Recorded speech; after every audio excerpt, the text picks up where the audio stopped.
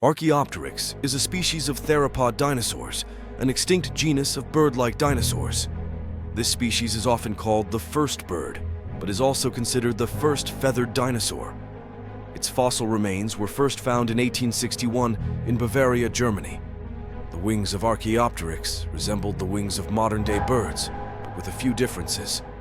For example, both wings had feathers, but these feathers helped them move more like gliders, rather than having the flying abilities of modern birds.